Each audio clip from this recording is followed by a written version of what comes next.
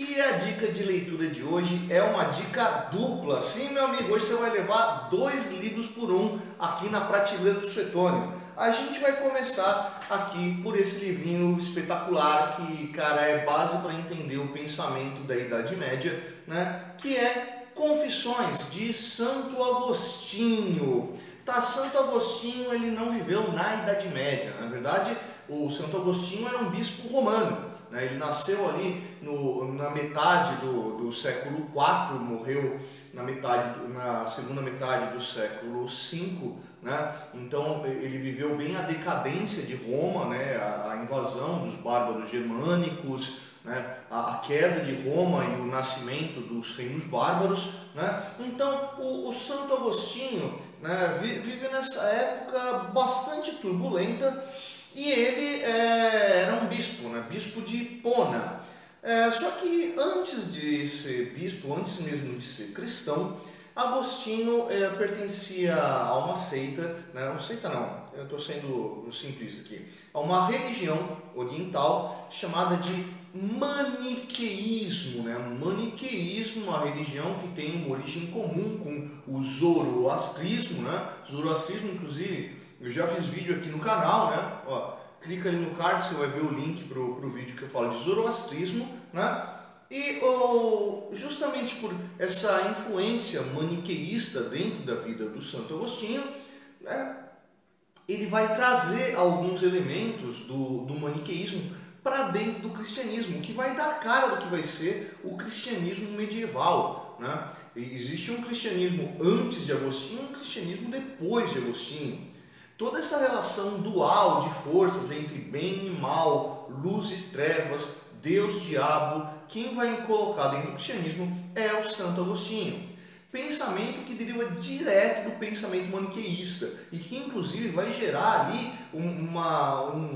um efeito cascata que deixa uma influência até hoje, né?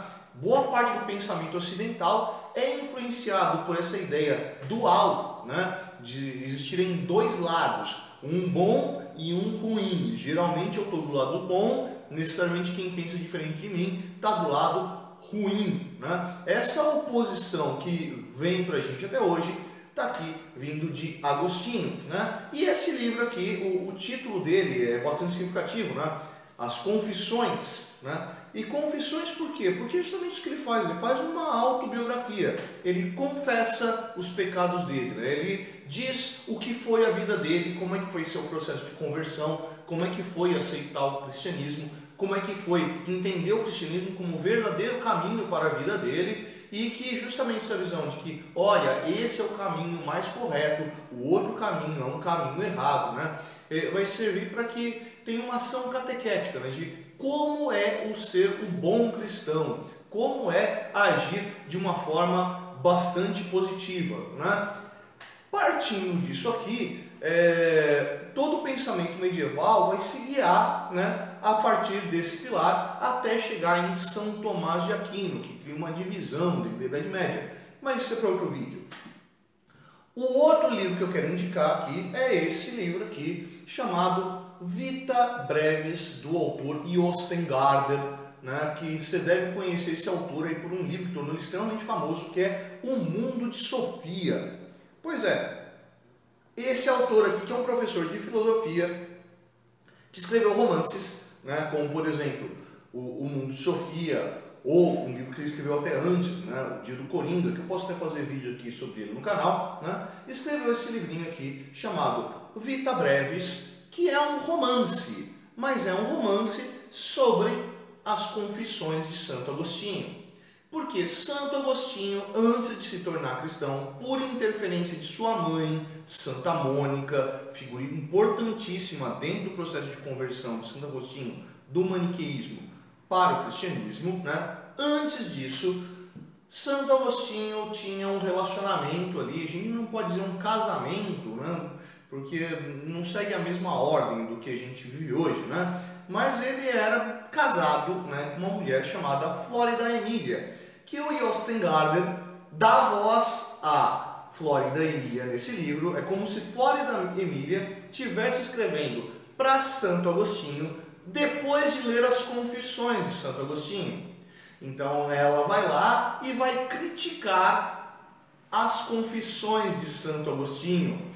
Cara, se você não está acostumado com uma leitura mais densa aí, como o que você vai encontrar em Santo Agostinho, se você não lê os clássicos da filosofia aqui, começa por Vita Brevis, né? Onde o autor aqui, obviamente, ele quer apresentar a ideia de filosofia agostiniana, só que ele mostra de uma forma muito mais leve, muito mais tranquila, né? E dentro de um romance, como se for criando uma personagem em cima de um personagem real. Óbvio, essa carta aqui nunca existiu, né? E redige uma carta, né, que explica as ideias que estão presentes aqui e que criticam as ideias que estão presentes aqui. Então, se você não está acostumado com esse tipo de leitura, começa pelo Vita Brevis, do Vita Brevis vai para as Confissões. Se você já está acostumado com essa leitura mais densa, começa pelas Confissões. Começou pelas Confissões, aí você vai para Vita Brevis. E aí você vai ver o contraponto de um autor moderno dando voz a uma pessoa da antiguidade, né, numa visão de época meio adaptada, né, para criticar um autor da sua época. E aí, curtiu a dica de hoje? Se curtiu, vai lá embaixo, não curtir. Não curtiu, vai lá embaixo, não discutir. Essa é a prateleira do seu Tony, eu sou o professor Fábio. E você, meu nego, você deveria estar lendo um bom livro.